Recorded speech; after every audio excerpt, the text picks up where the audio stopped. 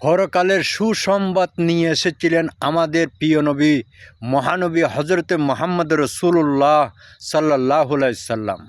পরকাল এমন একটি কাল, যেই কাল কোনো ভাই নেই, কোনো বন্ধু নেই, কোনো আত্মীয় নেই, কোনো স্বজন নেই, যেইখানে কোনো বন্ধুবান্ধব নেই, সেটার নাম হলো পরকাল।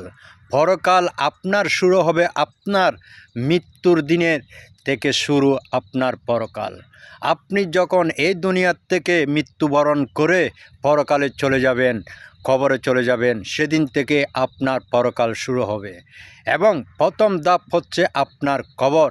কবরের মধ্যে যাওয়ার পর আপনাকে যে জবাবদিহি করতে হবে, আমাদের মহানবী সাল্লাল্লাহু আলাইহি সাল্লাম বলেছেন, আপনাকে যে তিনটি প্রশ্ন করা হবে, সেই তিনটি প্রশ্নের উত্তর আপনি যদি ঠিকমতো দিতে না পারেন, তাহলে আপনার জন্য মহাবিপদ সংক্ষেপ সামনে অপেক্ষা করতেছে এবং কিয়ামতের মাঠ পর্যন্ত। সুতরাং আমরা যারা আছি, এই পরকালকে যেন আমরা স্মরণ করে দুনিয়াতে জীবনযাপন সবাই যেন করতে পারি। সবাই সেই চিন্তা ভাবনা করে পরকালের কাজ করবেন। সম্মানিত প্রিয় ভাই বোনেরা আমার, আপনারা যারা এই দুনিয়াতে জীবনযাপন করতেছেন, আমিও করতেছি, আপনিও করতেছেন, কিন্তু জীবনযাপন করতে গিয়ে পরকালের কথা আমি যেন ভুলে না যাই। সেই কথা স্মরণ করে যেন সবাই দুনিয়াতে জীবনযাপন করি এবং দুনিয়াতে যেন কাজ কারবার করি। সেই পরকালের চিন্তা করে আমরা যদি কাজ কারবার ঠিকমতো করি, হয়তো আমাদের কিছুটা হলো পরকালের পথ সহজ হয়ে যাবে।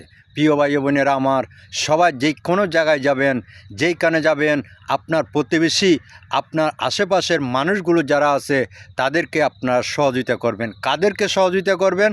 যারা মনে করেন বিধবা হয়ে গেছে, তাদেরকে সহযোগিতা করবেন। যারা বিধবা নারী আছে, তাদেরকে সহযোগিতা করবেন।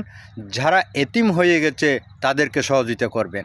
এই ধরনের মানুষগুলোকে আমি যদি সহযোগিতা করি, আমাদের পরকালের পথ অনেকটা সহজ হয়ে যাবে। প্রিয় ভাই বোনেরা আমার জন্য দোয়া করবেন, আমি আপনাদের জন্য দোয়া করব।